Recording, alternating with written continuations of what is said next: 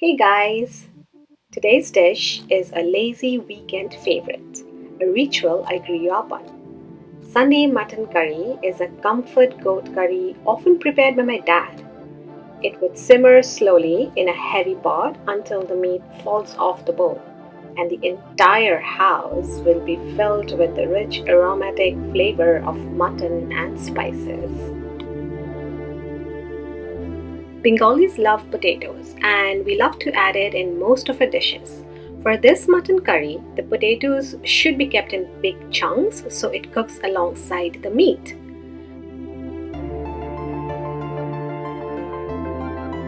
Now sprinkle a little salt and turmeric on the potatoes and keep aside while you prep rest of the things. There are no tomatoes in this dish and the color mainly comes from the onion. So red onion is a must and you would need quite a bit of it. I prefer to thinly slice instead of finely chopped as it creates a good texture to the gravy.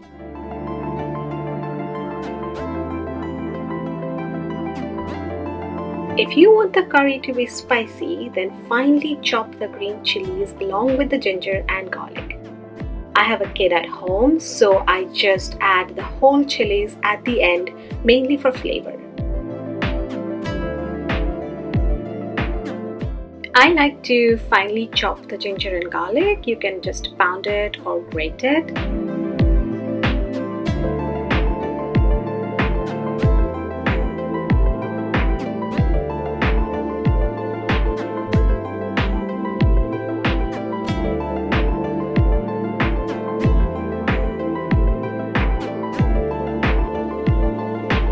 Mixing the spice powder with water is a tip I learned from my mom.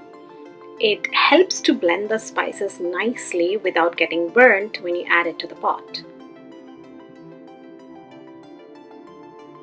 In this curry, we do not marinate the meat in advance, although you can do it if you want.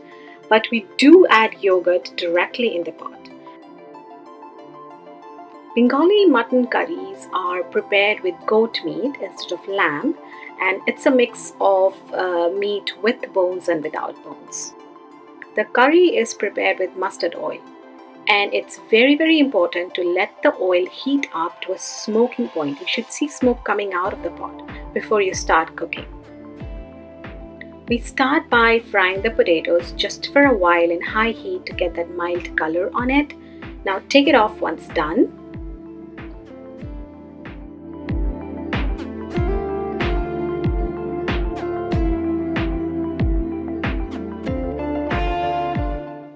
Adding sugar in hot oil gives a lovely color to the curry, and it also balances nicely with all the spices.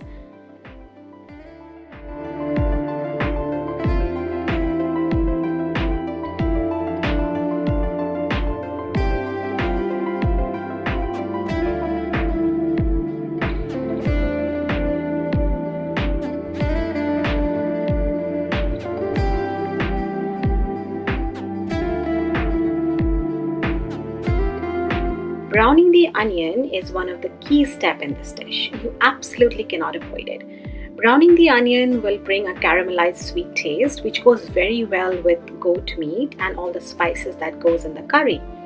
Do not rush this process. It will take about 10 minutes and I think you should keep an eye on it because it can get burnt very quickly.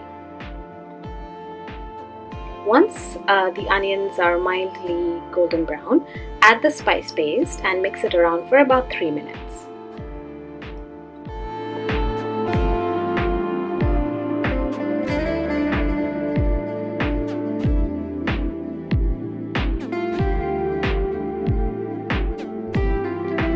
Then scatter the mutton pieces and stir it around to mix everything evenly and let it cook for 10 minutes. The spices will get cooked and the muttons will also get some color in it.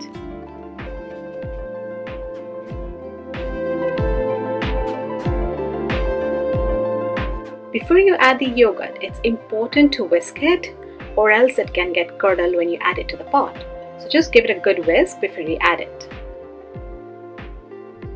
Once everything is kind of incorporated properly and cooked about 10-15 minutes. We add the potatoes, we add the water, and then we let it slow cook.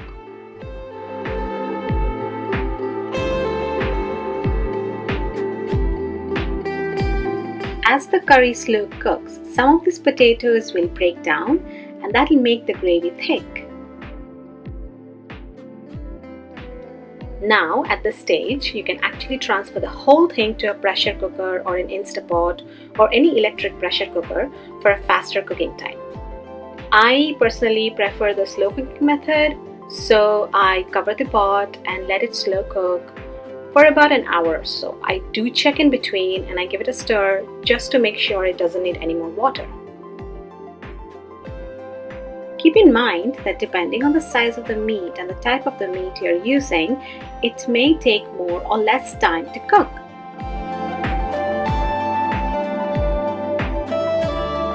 Once it's almost cooked, I add the whole chili. If you added it before, you don't need to add again. And finish it with Bengali garam masala. Cook for about 5 more minutes. Also check for salt at this time.